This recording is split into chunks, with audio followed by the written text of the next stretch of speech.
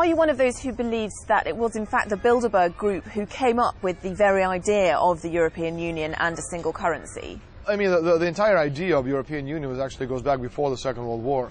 And the idea was, back in 1954, when Bilderberg was created, which was literally the European North American Alliance, aristocracy of purpose, as they like to call themselves, it was simply a way to deal with the challenge of the Soviet Union as the obvious enemy. In other words, they will not have the control of the world economy until both China and Russia are subjugated one way or another. Needless to say, these two nations, these two great nations, do not form part of Bilderberg, because Bilderberg is, again, your old NATO alliance. And they're certainly doing their utmost, to destroy economically, militarily, spiritually, intellectually, both Russia and China. It's more difficult to do it in China, especially, with the a very controlled regime in power. It's much easier to do it in Russia, although, they certainly haven't been successful lately. Do you think the Bilderbergers accept that we might be witnessing the demise of the euro? Well, they certainly are not willing to accept it. And again, as I said, there are huge political will and huge political forces working within Europe to make sure that euro stays strong.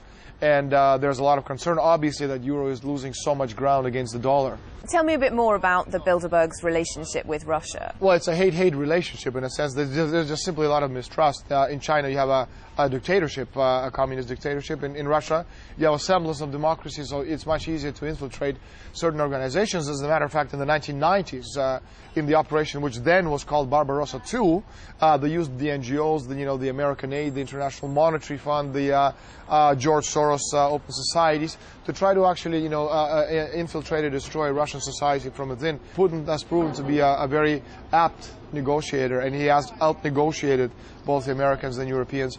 But again, what we're seeing right now, especially in geopolitical terms, is they're still at it.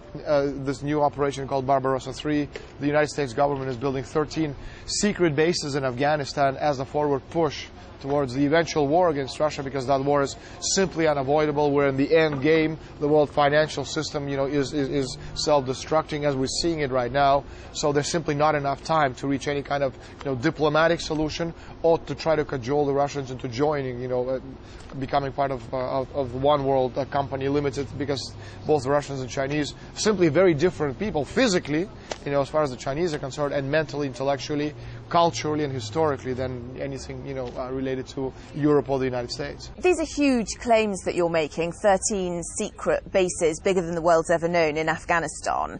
Where does your information come from? Well, actually, the Russian government is one of my key sources in this particular respect, but there's actually been a series of, fabulous books written on the subject. One of them is Full Spectrum Dominance by William Englund, who Russia Today has interviewed many, many times, is one of the experts in the world of finance and also geopolitics, and he has amply documented these bases in his book Full Spectrum Dominance. Are you a conspiracy theorist? I know you can refer to me as a coincidence theorist if you want, but certainly not a conspiracy theorist, because I don't look like a conspiracy theorist. I don't think I talk like one. I don't smell like one, and certainly I know my history, which is one of the reasons why I was invited 3 days ago to speak at the European Parliament. I don't know too many conspiracy theorists, who get set foot, in the European Parliament, the mecca of bureaucratic control of Europe. What was the objective of your meeting at the European Parliament? The title of the speech was Bilderberg Towards One World Company Limited. I explained that it has nothing to do with the creation of one world government. Rather, it's the control of the finances of the entire world, which is, what basically unites all these people. And I explained that, immortality has to do with survival of the human species, and how all of these elements form a very important part, of what Bilderberg and their cohorts, because in the end, again, Bilderberg can't be that important because everybody knows about them now and everybody talks about them. But I'm talking about just, the control of, be it shadow masters or people who control the world economics and finance, what their final objectives are. And these objectives, pass through destroying nation-state republics and creating not one world government, but rather one world company limited, literally continents or groups of nations behind financial control, which is much more powerful than political control, as we're seeing, for example, in the case of Greece and soon to come other nations such as Spain. Isn't it useful to have these kinds of powerful people meeting in private, away from the glare of the media? it's very useful to have a group of people actually meet privately behind closed doors. A lot of political situations cannot be resolved any other way.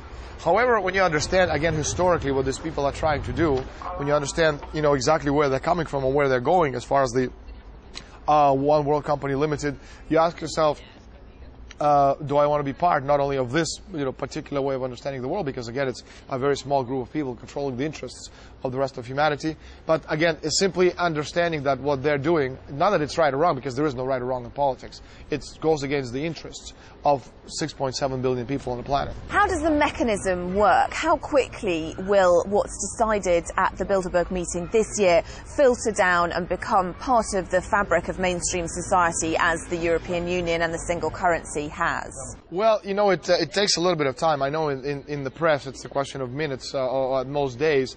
But I'll give you an example. Back in 1992, when Bilderbergers met in Evian in France, they discussed for the first time the idea of one world army, under the control of the United Nations.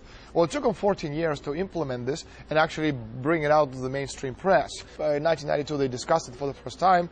In 1993, in Davos, it was brought out again as a subject, to be considered. And then again in 2006, when people were ready, to accept the idea of the United Nations Army, one army under the auspices of the United Nations, it became again the front page news. There's no conspiracy here. It makes a lot of sense. You're centralizing a lot of these institutions, but again, you have to understand what they're doing. All these steps are going towards destroying the most important creation over the past 570 years since Louis XI in France and his first nation-state republic. They're destroying nation-state republics, because before in Europe we had countries, constitutions, flags, currencies, our monetary policies. Well, now we have nothing. We have a country which is called Spain, which is not, basically a subject to, to rules and regulations from Brussels. Well, President Zapatero, who went to the Bilderberg meeting and he was treated as a third-rate citizen. I mean, you may agree or disagree with his policies, but he's still the president of a nation of Europe, not some tribal chief in Africa.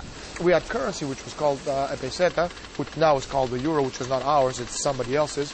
A flag is now Spanish, it's the European flag with little, golden stars, and the constitution is obviously secondary to European constitutions, especially in times of crisis, and how easily crisis can be orchestrated, especially when you want to bring in or push through certain laws. So we've lost the right to be a country, and most importantly, we've lost the right to feed our citizens and control our monetary policy. And no nation state that has an obligation under natural law and general welfare, historically, that cannot feed its citizens or control its monetary policy can be called a nation-state republic. And again, be it European army, be it United Nations army, these are just passes, towards the destruction of nation-state republics and the creation of this, it's not the world currency, but it's certainly World Company Limited. So again, you can't talk about conspiracies. It's, simply all these many coincidences which fit into a very easily discernible pattern. Daniel Estulin, thank you very much.